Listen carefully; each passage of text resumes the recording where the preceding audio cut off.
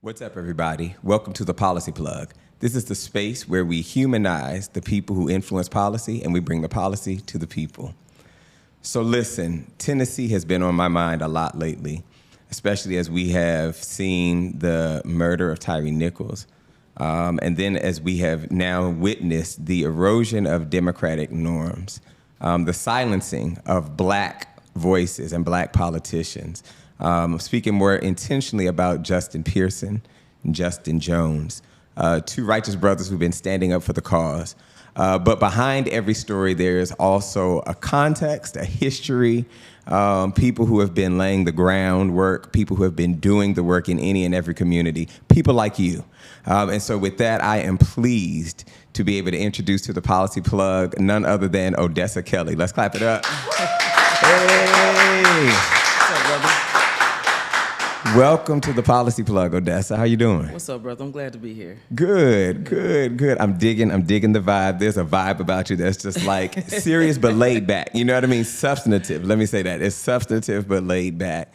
Tell us a little bit about yourself. Like, who is Odessa? Man, thank you for the question. I'm a hood kid like anyone else. I'm from Nashville, Tennessee. Okay. Deep South. Grew up in a predominantly black, working poor, because even poor people work. Yeah. Community that is now a case study for gentrification. I was a pretty good athlete. What sport? Basketball, track, volleyball. Come on, all the things. Yeah, athlete, So the shooting dice count as a sport. I was good. Listen, it is. Look, it helps pay some bills for some. But yeah, I decided to lean harder into school and those type of activities. Ended up getting a scholarship. Went to Tennessee State University. Okay. Where I hooped there as well. Okay. Graduated and. Brother, just like a lot of other people, when I graduated, I had no idea what I was going to do. Yeah. Thought I was going to go to the WNBA. NBA, I didn't care. I was just ready to dunk on somebody. Right. And, on my 23rd birthday, my dad did some petty stuff. He ended up giving me a birthday gift. It was a box, and inside of it had a pair of scissors for me to cut up my credit cards and a job application. Oh. And that's how I started working for Parks and Recreation. I was a city employee for about 14 years. So you literally started local. You started in this thing local. Yeah, I started and I loved it. And I liked the show Parks and Rec. Yeah, That was my job. I loved it. I did Boy Scouts, Girl Scouts, hung out with the seniors in the morning. Was running sports leagues and was really good at it. And I loved my job. But also the reality of it is that I was living check to check. In this job where I had to go get a master's degree to get into mental management. Yeah, had me $60,000 in debt. On top of that, I became a parent at a very young age. Okay. So me just trying to figure out adulthood like so many of us do, man, I just looked up one day and I was 28, 29 years old, like, damn. And all of this is just working. Right. I was working so hard trying to make it because Nashville is one of the fastest growing cities in America. I had to get a second job. So in the daytime, I would work in the community centers. In the nighttime, I'd be in FedEx in one of those tubs throwing boxes. And I did that for almost 10 years before I got into actual management. Okay. Yeah, man. And so that's what kind of led me on this journey to becoming a community organizer and activist, and me working in the community centers. Yeah. I'm on the front lines of poverty every day. Yeah. I went to work in a community like the one that I grew up in. And a couple of things happened. I'm seeing people struggle to make it every day. My job, I told you, supposed to be doing Girl Scouts, Boy Scouts, all those good things. My job ended up being passing out food boxes to people who were getting food boxes in between work, And we were connected to a community center, to a school. The teachers would text me like, can you put me a food box to the side? That has a societal issue when that's happening. So sorry, let's run that my back. bad, yeah, I'm talking No. This is perfect, but the thing I want to run back, so you're telling me that the teachers who we entrust the safety of our kids, and they would need a livable wage, they would need the support. The people we're counting on to support and raise our kids were reaching out to you for support and help. Like, make it make sense. I'm sorry, but like 5 days out of the week, we had to run the food bank, is what we called it. Yeah. For those days, for 3.5 hours, just to suffice. We was averaging anywhere from 300 to 400 families a week, and like the community center I worked in was across from the projects, and so of course there's this stereotype, and you thinking that everyone that you're feeding is in the projects. A lot of people were, but everybody who's coming had uniforms on. yeah, These people were coming in between jobs to get a food box. Now here I am, another city employee, and I'm getting to know all the rest of our city employees, the people who pick up our trash, our social workers, the people who do the support jobs in libraries and all those things, not by going to their institutions where they work, because they got to come into the community center to get a food box. That plus the first kid I met when I went over to Napier Community Center. Yeah. Because every hood had a community center, right? He died in my arms a year and a half later, and it's just like undue craziness. right, And I think that plus the fact I got tired of going to court, I had kids who were stealing cars, things like that. And Right. what killed me is no one ever asked the question, why? why? No one ever asked why, and there's always this rumor that you get two bands, $2,000 for those who don't know what bands mean. Yeah. If you steal a car. And I had a kid who was a straight A student. Yeah, His mama rented. The house got sold to a developer. Developer decided to triple the rent overnight. Of course, they had to get out. that's right. She works at another. She worked at our welcoming center, our convention center, at one of the kiosks. That was her job. And at nighttime, she worked at Waffle House. She's doing best as she can. And son decided he was going to try to help mom so they could stay in the place and pay the rent. Yeah. Got in trouble trying to steal a car. Straight A student. So and you just said something. You said no one ever asks why. No one ever and asks. I think often when I'm either thinking to myself, even when I'm talking to people, talking to my clients, I'm a firm believer that nobody just does anything for no reason, right? Whether we agree with it or not, Right. nobody just gets up and starts shooting people just because. Absolutely, yeah. There's a why there, and often, as we think about it in the context of the policy plug, we sit at this space of not just being able to castigate people or dehumanize, but part of it is if we're going to bring policy solutions, we have to understand why. I love that you uplifted, and kind of uplifted that. Yeah. Real quick, a lot of attention and a lot of news has recently, come on Tennessee, more specifically Nashville and Memphis. And before we get to talking about the Tennessee 3 and all the other stuff, I think that, like I know, narratives matter. Yes. And so a lot of people may have only had, unfortunately, their first encounter with Tennessee generally at the murder of Tyree Nichols. And then, the Tennessee 3 in this. But like, paint a picture for us. What is Nashville? You're from Nashville. Take us into Nashville. What's that space like? I'm glad it was painted that way. Okay. Because I think that's the type of energy I want people to enter Tennessee with. And like, there are problems that need to be fixed because Nashville is the capital of Tennessee. It is the most populated, the most, progressive or diverse city in the state. But we paint ourselves of being diverse and progressive, but I always challenge it because I don't know if we really are that. In the South, we're soaked in a lot of niceties and tradition, which come directly out of slavery. Yeah. And a lot of that too is us not speaking directly and clearly about the issues that we have.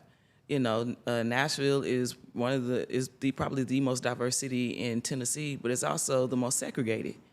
And there's an issue. And we've become very good at playing this shell game as though we speak nice publicly and do the surface issues of social justice, right? That will keep people not focusing on the economic issues. That's the undergirding of all this craziness, which is absolutely, the most diabolical racism that we have going on today. Yeah. So we're not doing the soul work, is what you're saying. Like, No, absolutely, we're not. They're not those. Now those of us who are trying to do the work, right, and try to bring about change. But overall, no. That's why I started by prefacing it. I appreciate that. I mean, with all due respect to Tyree Nichols, a man shouldn't have lost his life. Right. And all due respect to what happened at Covenant, Yep. with the Tennessee 3. But I don't know, the good Lord work in mysterious ways. And so I'm tired of Nashville being painted as this wonderful, the state of Tennessee and Nashville is the same. Right. As to this wonderful place where country music stars come and you feel down home in the South. It's bullshit. Like a lot of people, that's a good feeling. That's like white Atlanta. Right. Okay. It's okay. a good feeling for white people in that way. But, that's not the truth. It's, it's the Mecca for the civil rights movement. Yep. And as we have learned from the civil rights era, in this past, 60, 70 years, so have white people. And all it did was acquiesce and made their racism, a lot more subtle or complex to figure out. Okay. Yeah. Here on the Policy Plug, we try to make sure that we humanize the people who are influencing policy. You are definitely, our main point is that everybody has a space to influence and impact policy, but you've definitely been influencing policy. Part of how we humanize it is by building these connections. So quick question. What is the last book you read?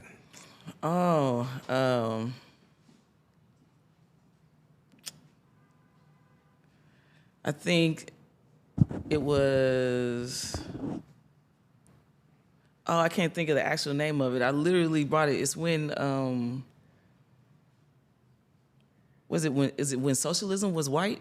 I cannot think of the name of it. I do know of that title. I can't think of the author. Yeah, but it's a very good book, and it's talking about FDR. Okay. When he came home from the war. Yep. And how the New Deal. Yep. And us handing out all these big government programs, and how white people got a leg up, a foot up in society, and how they got to build generational wealth. Yep. Apologies, I can't. It's not if socialism was white when affirmative action was white. Was white, okay. Yeah. That's okay. It's a really good book. I suggest recommend everyone read it. Yeah. Okay. What's the last, or what show are you watching right now? Show, TV show, movie? I have not had a lot of time, but I would say I'm trying to watch, what's it, Swarm? Yes, is that on Netflix? No, I think it's on Prime. Okay, yeah. So I cut it on and saw the first 10 minutes, was like, okay. Right, I'm coming back to this. My queue is stacked, so I'm gonna have to add that. Yeah, I'm gonna have to really add that to the space. So I hear it's really good. I gotta finish it. Okay. Yeah. And you said you played volleyball? Well, in college I played basketball and track, but growing up I played everything. Okay. Yeah. I played volleyball and played volleyball through the college. Okay. Yeah, What definitely. position? Look, I was a libero once I was in college, being short. I got you. Yes. Also, basketball, point guard, being relegated. I was a point guard as well. God stole my height that I was supposed to have. That's crazy. I'm a 5'11" and I'm the shortest female in my family. Let's run that back. The shortest female? I'm the shortest female in my family. It goes up from here. It goes up. Yikes. That's amazing. Yeah. So let's delve into, and I really actually want us to clap it up in this moment because you took a big step not long ago. It's not easy to determine that you're going to run for office, right? And that takes a lot of boldness. It's a challenging space, but you made a big step, and I want to unpack kind of that decision, like what made you run. But I want to clap it up to you. Thank you. Appreciate y'all. Thank you. As a black woman in this space, and knowing, how challenging, where we're talking about resources and funding, yet you made the decision. Kind of why? What made you want to run? Take us behind why it was necessary. Stress. I think I was originally approached about running for office in 2018. Okay. It was by a group called Justice Democrats. And at that time, I had to go back a little bit. In 2015 is when Nashville started to have this narrative around this city is changing. It's become a very transient city. And we wanted to have leadership that more reflected who we are as a city, because we'll say Nashville was trying to make some changes. And within that, I had been at Napier Community Center for almost 2 years. And when this was starting to happen, I had already lost 6 young people to gun violence. I didn't even know I was depressed until I walked into, and it don't snow in the South. Like, we get half an inch and we close everything down. Right. So it had an ice storm, and I got stuck in the house with my kids for 3 days. And I don't know if any of you ever stepped on like a Lego with your bare feet. Yes, I have. Kill somebody, right? Bro, that made me get out the house and go to this meeting. They were talking about the 3 things that were impacting my life, and that is we got to do something about the criminal justice system, because I was sick of police too, just stepping in and not showing up when we actually need you, right? And just brutalizing young Black boys for no good reason. The second thing is that that meeting told me that I was underpaid for the work that I do. Yep. That we don't have an unemployment problem. We have a problem where we do not pay people the value needed for them to, not struggle and live the quality of lives that they need to live. And third, what's happening is that we had a huge housing problem, crisis. Everybody and mama wanted to move to Nashville because of that damn show, and we didn't have the infrastructure growth to keep up with that. Yep. So for 8 years in a row, as a city employee, I never got a COLA, and that's sort for cost of living adjustment. That's right. Okay. But my insurance premiums were going up. Right. Mind you, I told you I got debt, I got kids, I got baby mama drama, Right. So openly queer, gay Black woman, so single. I'm just messing with Wait a minute. I was fucking with you. Go ahead and wink one more time. Let's look. Nah, but all those things, the stress, I'm working 2 jobs. We got all those things going on. And so as I started to plug into more of individuals who were already doing social justice work, because I didn't even know that was like a job. I thought that was for Martin, Malcolm, and Gandhi. I had no idea that you could it was a thing that you could do. Not to interrupt you, but let's park right there, because I think a lot of people, especially young Black people, are right where you just said that. Like, I didn't think that social justice and that activism stuff was for me. Like, Malcolm and Martin did it, or stories, that's these types. Fables, I really didn't. I didn't know. I guess our people coming out of oppression. I was be a doctor, be a lawyer. Yeah. For a lot of us, it's hard because what we see on TV, we want to be actors, we want to be ballers, Yeah. all those type of things, right? Yeah.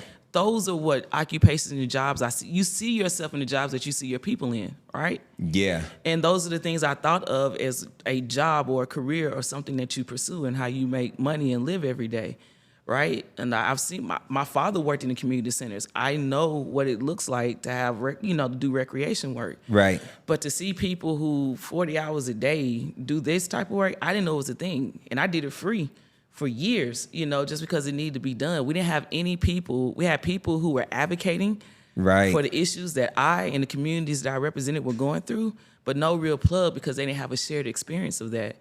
And so having the ability to be able to speak well on behalf of what we're going through and then connect people with those who were really who could, needed help, it helped me just become very good at talking about the stories because I see them every day. Right. So what happened is that Justice Democrats approached me after I made a speech that went viral at the Women's March in 2017 about running, because by that time we had some dominant narratives going, because you were right. I'm like, the issue is that we don't have dominant narratives that people can hold on to, right, that kind of keep them guided into where the problems are. And so after that, I was like, nah, I'm not about to run for office, because what I also seen too is that we start making changes between 2015 and up to that point in 2018. Those 3 years I've been learning social justice work and being part of the activist community, is that I saw people who were starting to make some change, but the moment they get some notoriety or some visibility, they move on to the next thing. And I'm not shading them, right, but you leave a hole. Right. And Nashville is my home. It's where I was born and raised. And obligation and responsibility is hard. You gotta sacrifice something. It's messy. So you were thinking about sustainability. You were thinking about the long term. Yeah, and what that community actually needed. And I didn't want to do that. So I said no to that. So fast forward, in 2019, I actually got the courage to leave my job. Okay. Working for Parks and Rec. Yep. And we started Stand Up Nashville, an organization, because I wanted to have a social justice org that was looking at social and racial justice through an economic lens, because we were missing it. Now here I am sitting in this community center for 14 years doing backpack drives, coat drives, passing out food boxes, and I got all like United Way and everyone coming in here. I'm like, it's a game for y'all too. This shit stays cyclical because every time we try to go to the Metro Council to raise wages, y'all not there with us. Yeah. You know, and like we have to talk about the economic undergirding. Like parents will buy their kids their own backpacks. Don't nobody let their kids one of the parents. Right. So how about we take the burden off of them? You can't fix schools. You can't fix inside of school if you can't fix what's outside of school. That's right. You know, and so all these issues, kids getting in trouble. I ain't never seen a kid get in trouble today, or any individual that was in the hoods that I was in that had a full-time job.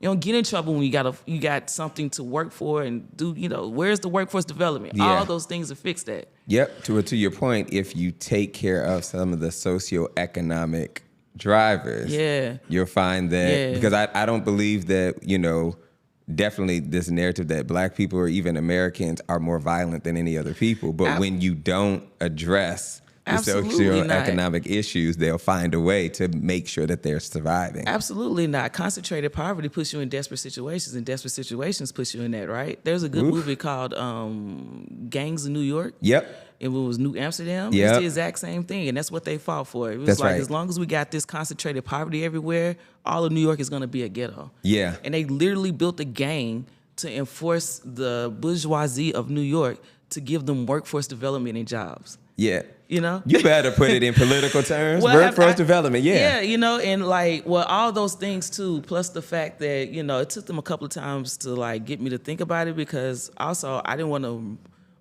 it's a title. I don't know if I'm fit or to do that type of, you know, to be an elected office, you know, in an elected position. So, but roll past me getting to stand up, starting to really understand politics more and like the undergirding, it gave me a chance to travel, something I never really got to do. You know, we won the first community benefits agreement in Tennessee. It's one of the strongest in the country.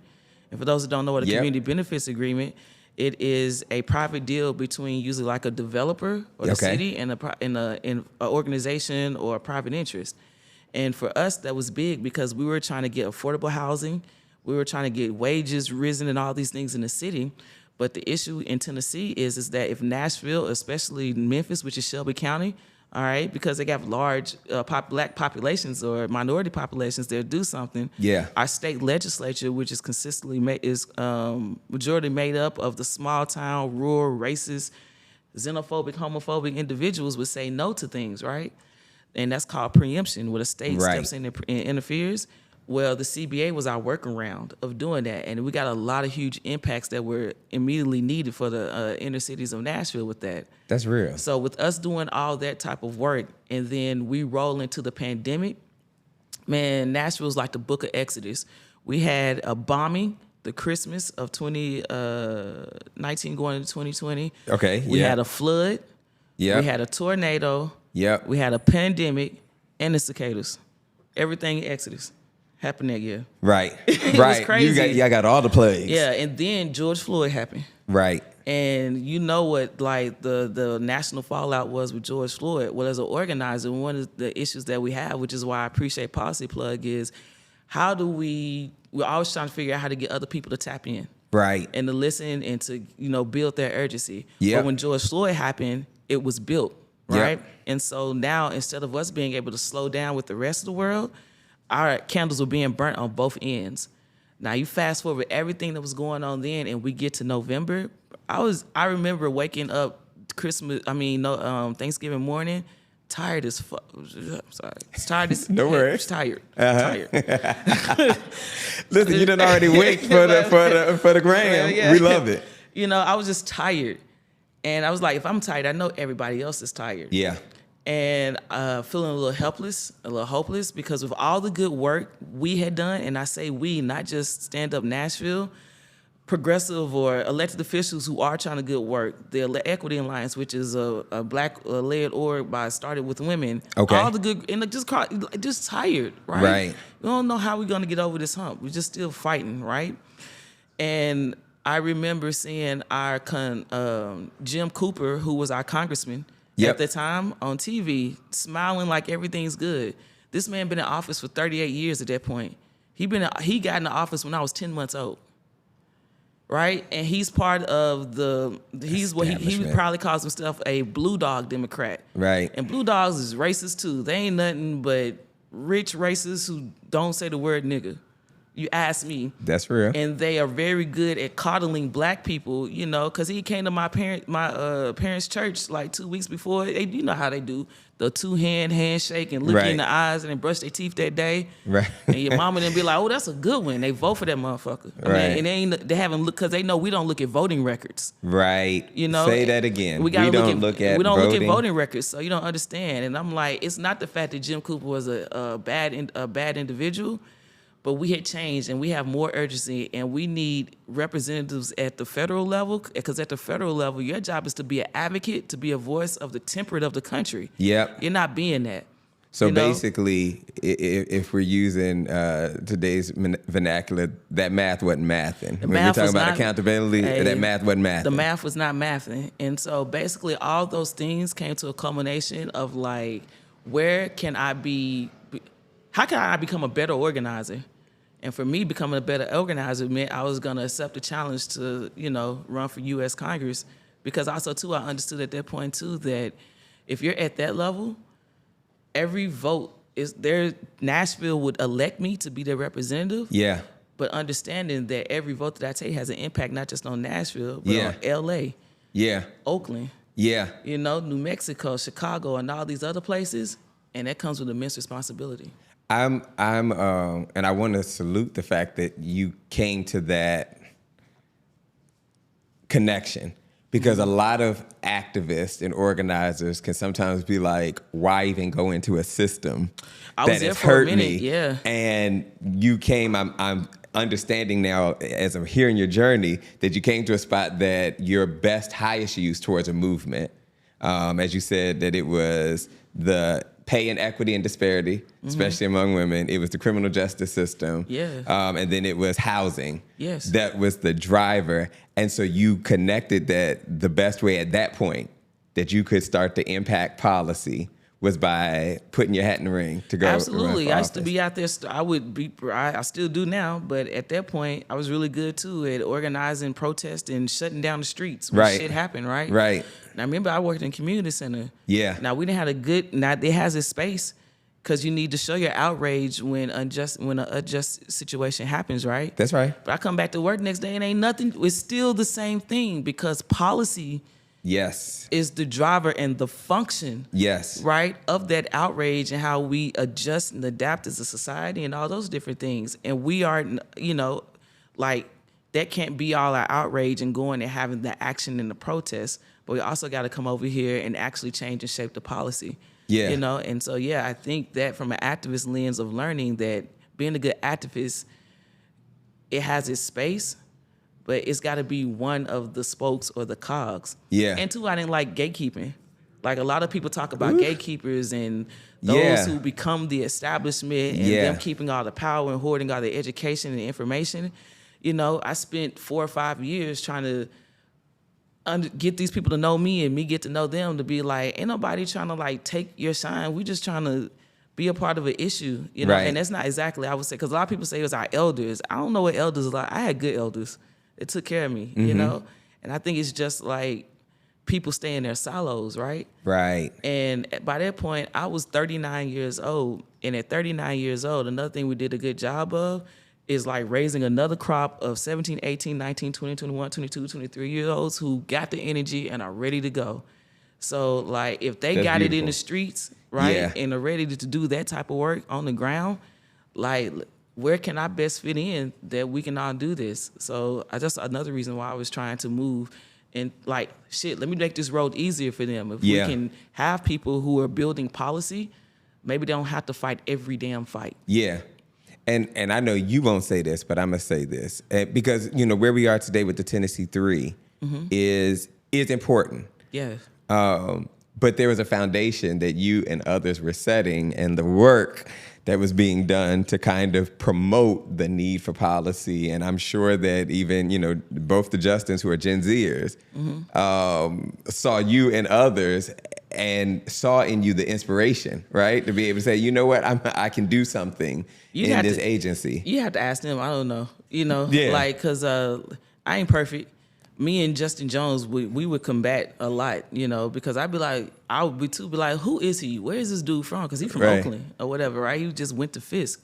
But at the same time, like, he is very sincere about doing the work.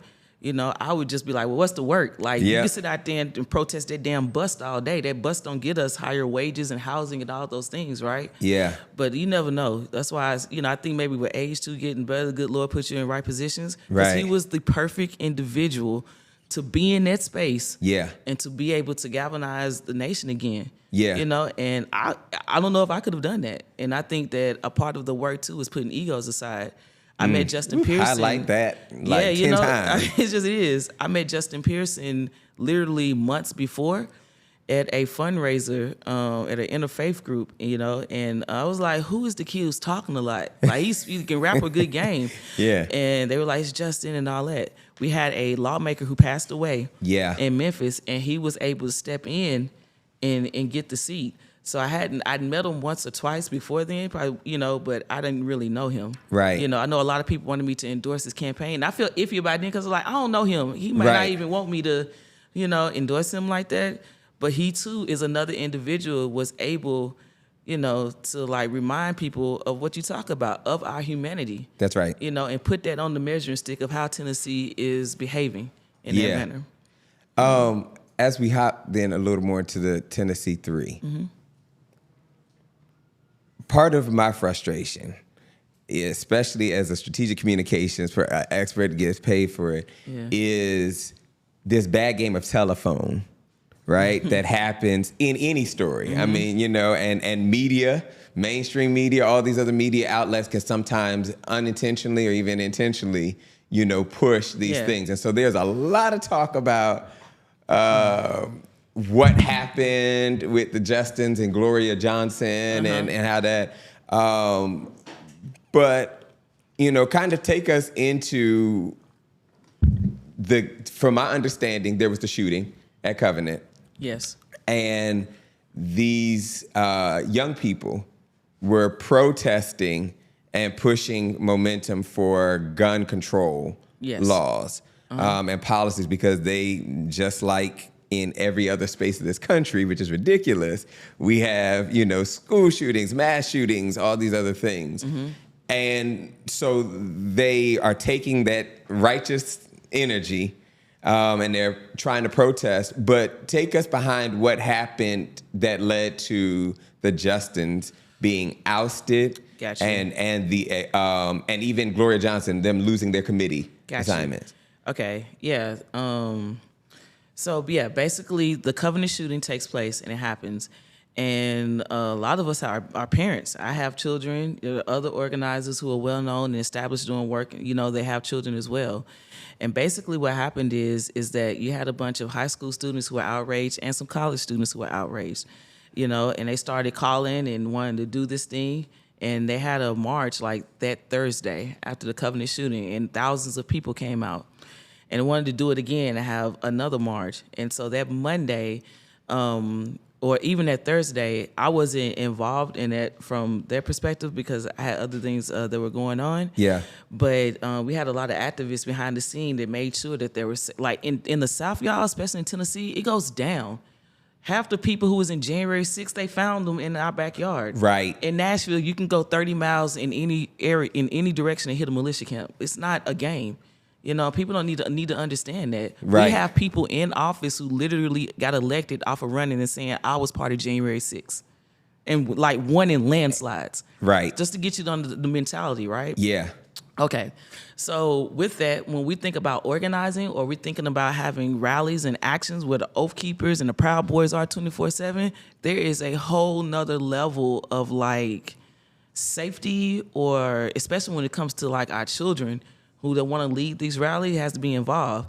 Now, of course, there's also that double standard. It was a pissed off white kids out there, So that means you bringing out all their parents too, Right, and they, right. they gonna make sure nothing happens. Like you ain't even got to say it. It's an unknown thing. Like you touch on my kids, it's going It's the down. unspoken. Yeah, It's the unspoken, right? So you had thousands of white kids that were out there, but with that said too, like kids can be impulsive. You got college students that might want to start something, and all those things.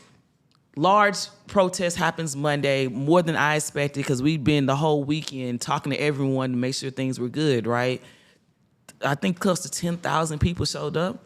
Wow. So if you get into the Capitol chamber, Yeah. we filled up the outside lobby because you can't get into the chamber. It was deafening. You could not hear anything in the chamber, which is a good thing. Like, let it be known, right? You had media everywhere. We make sure they know that this is a problem. And the kids showed up and showed out. What happened is that you got Justin, Gloria, they're inside, and they're talking about the most mundane bill at the time, and they're like, there's no way we're going to talk about this, and we can't even hear each other with what's happening out there outside those doors. Right. Call for a recess. Justin Jones comes out, and he's talking to one of our best leaders in Nashville, Tennessee, Tequila Johnson, who's head of the Equity Alliance. Okay. And he's like, they keep cutting off my mic. Tequila handed him her daughter's bullhorn, right? And so he goes back inside with the bullhorn. It's still in recess. They come out of recess. He tried to speak. They cut his mic off again. At that point, him, Justin Pearson, and Gloria Johnson came to the well, all right? So you got a representative out of Nashville, a representative out of Memphis, and a representative out of Knoxville, Tennessee as well. Okay. All right? And they were speaking.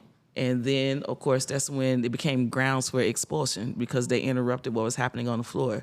And then y'all know what happened after that. They had the hearings, and everyone in it, because that's where I think I'm a little tired now. Okay. Because when that happened, it's like now, not only is this now about covenant, but this just on good GP. Like, we ain't about to let you just, expel people for what is a problem. Like, you ain't just about to try to, push your power and racism on us. Like, right. We ain't on no damn plantation. So if we gonna fight, we gonna fight. And I think everyone at that moment was just in fight mode. Like, it is what it is, right? Yeah. Thousands and thousands more people came out, and they expelled Justin, and Gloria kept her seat. So the two black men got expelled. Yep. The white woman didn't, and to her credit, she was like, of course this is racism. Right. And what happened. And of course, that became national news, as it should have, of media what happened.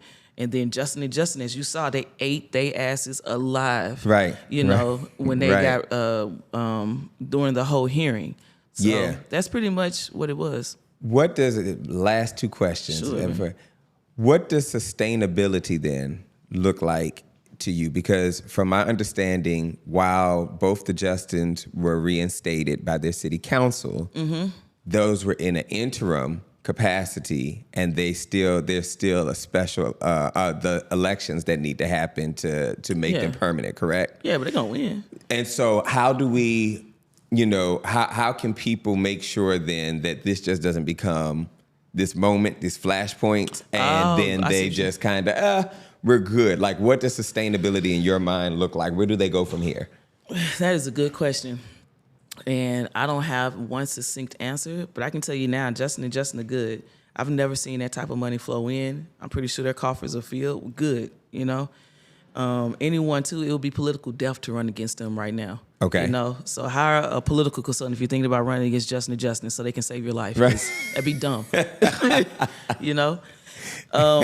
But I think that how this movement or this becomes sustainable is people understanding that this was just like a siren to wake people up. And all those things I talked about earlier are still the issues. Yeah. In the state of Tennessee is not a red state. Tennessee is an oppressed state. We don't vote.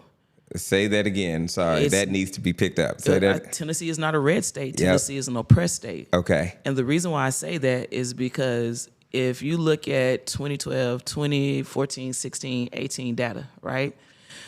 Races that we were losing by 30 and 40 points, in 2020, we was losing by 4 and 5 points because people had the time to plug in, slow down. Like, rushing people is a a tool of the oppressor as well, because you can't make good, thoughtful, insightful decisions, right? Yeah, it's a part of the strategy. It's part of their strategy. And all those things changed in 2020. So I bring that round circle to say, as far as sustainability, is that if we're thinking about voting, we got to have organizing in the rural small towns of Tennessee, because those places are oppressed as well, and they don't vote. We're third from last in the country in voting, right? And then if you're thinking about it from how we like leverage our power, understanding that, first of all, mental health is mental wealth. And I think that that's got to be one of the biggest foundations. Yeah. So that our people or oppressed people or minority groups can have the wherewithal to like be in this fight. And think about the economic undergirding that is happening in all these different spaces that causes us to have housing issues, that causes us to have criminal justice issues, and all those different things that happen. Yeah. So if you ask me, all these millions of dollars that are flooded in, I'm hoping that we see it show up or manifest in some type of way in those two aspects, as far as the voting toward like rural areas, so we can get them voted, because they voted Democratic all the way up to 2000. Yeah. The real evil is that the Republican Party started doing their recruiting from pulpits, And so what they did is that for 20 years they were patient and started connecting people's identity to their racism, and right. which is why we have these issues today. Yeah. But when we start talking about how we leverage the power and the political will that we do have, it's got to come to us thinking about how do we make space for those of us who live this life every day to be able to tap in and engage instead of disengaging. Yeah. And that's the best answer to give you, because I don't know. If I had the right answer, I would implement it tomorrow. Listen, this is where we'll land. We'll land on the issue that you've brought up a number of times, and what I've come to find is very much something that you see as critical, and that's that economic equity piece. Mm-hmm. In Tennessee, the Tennessee Titans looking to have a new stadium. And even if I think about LA or countless other cities, we know kind of how this goes on. You're going to pit the new, very expensive space in the midst of a space that's not enjoying economic prosperity, and somehow that the wealth transfer doesn't quite happen. Well, it does happen. Okay. So that's the problem, right? So, and I'm sorry, I didn't mean to cut you off. No, absolutely. But it doesn't happen in the way that you're thinking about it. It's absolutely a wealth transfer, but it's a wealth transfer of our public dollars to private interest. Right. Instead of it being our public dollars to public resources and the public goods that we need. Right. And that's exactly what's happening. And that's a little bit of what I think is scary for me. With everything that has happened, it's on the surface with the Tennessee 3 and the Covenant shooting, right? It's like we forget the things that have an immediate impact on our everyday life. Right now in the city of Nashville, we could possibly give out the largest tax subsidy in the history of Tennessee just so the Titans can build a damn stadium to get the Super Bowl here. Right. We didn't even make it to the playoffs last year. Anyway, it's irritating. Right. Because the last time this happened, I was in the 7th grade. I didn't have any choice in that, but I'm left with the burden of holding it. Right. I think one of the questions I've heard y'all talk about all the time is like, what does policy mean to you? Yeah. Policy is nothing more than a measuring stick of how well we're tapped into our humanity, right? It's supposed to be the indicator of that.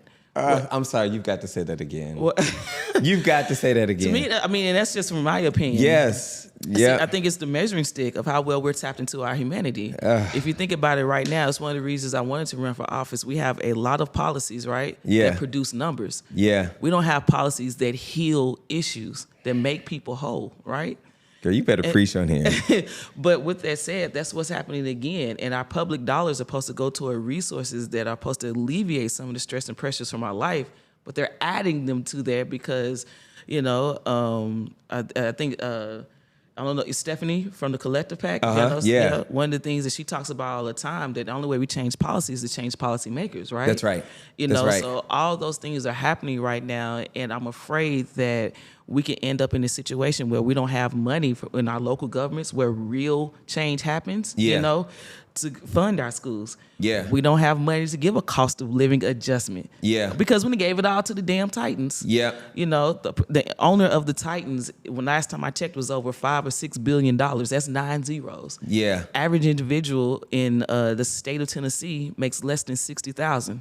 That's 4 zeros. If y'all Right. Right. So, Yep. the person with 9 zeros wipe under her balls with that 60,000. Right. And we about to give her our money. Right. So a lot of this too, like you talk about, is narrative and the reframing of it so that people can understand it. Yeah. So what we try to do is give our listeners, our viewers, the folks that's part of the the Policy Plug family, some action items, some takeaways. And I think what's most fitting and like I said, what's most inspiring to me in hearing your journey was that you decided to run. Yes. And would have won. Also that almost won, did not win, and I'll say did not win yet, right? Yeah. Did not win yet, but yet you're still doing the work. Absolutely. You're still here plugging away to make the community work. Could you just what would you say to people in Nashville who, similar to you in that space, the activists, the people that are doing the work, everybody maybe, running is not for everybody, but for those, what would you say they may want to consider? Why should they consider maybe putting their hat in the ring and running for some sort of office, whether it be school board or Congress or a judicial seat, right? I got you. A judge. I'm a little different. I don't think everyone should put their hat. I mean, not everyone should run. Agreed. Because we have to learn what our lanes are. Yep. Right. But those of you who I am a strong component now, I think that I am only interested in candidates, especially out of the South, who have been in the activist arena. I'm tired of lawyers, doctors, or anyone else. I want those, because when you're an activist or a community organizer, you literally have to figure out how to do what's best for others, or your job don't work. Yeah. And so I would say those who think that they are convinced that they understand what that means, you should definitely throw your hat in the ring, because there's nothing like shared experience. Yep. And you don't have to be perfect to be a lawmaker. In my book, you don't have to be the smartest person in the room to be a lawmaker, but you do have to give a damn about the person beside you. Yeah. So that's what I would say to those who are trying to run for office. And two, get good people around you. I was blessed to have people around me who knew about electoral politics in a way that I didn't. It was a huge learning curve for me. Yeah. And who also were able to educate me while I went through it. That's why I love people like Stephanie and Quentin in the Collective Pack. Yeah. They also, too, they connected me to other individuals who I had written off, thinking, because I just see their title and what I assume it's to be. Yeah. And they up against, man, it's a hard game, brother. Yeah. When you're trying to fight power and racism and oppression. Yeah. And everyone's just trying to do their piece. So I was like, instead of me just riding them off, how can I be a bridge, and make better connections so that we all can move forward? Yeah. Well, listen, thank you from the bottom of my heart for being a part of this episode. Thank you for having me. And I'm proud to know that you're out there doing the work. We do know that we're the better because of people like you who have been laying it up. Let's clap it up for Odessa Kelly. Hey. So listen, you all at home, we have just talked about and had a dynamic episode on, yet again, the intersection of politics and policy. And one of the biggest takeaways that I want you to understand is, as Odessa said, there's a lane for everybody. You get in where you fit in. And for some of you, that space is by making the decision to run for office, because representation matters. And we believe here at the Policy Plug that you'll get no better experts than the directly impacted. And so, take that as you will. Take that step of courage. Know that, as even Odessa said, when she took that step, she found that there were some people that supported her, some people that had her back. Everybody's not against you, and the right people will resonate with your message. So here at the Policy Plug, this is the space where we humanize the people who influence policy, and we bring the policy to the people.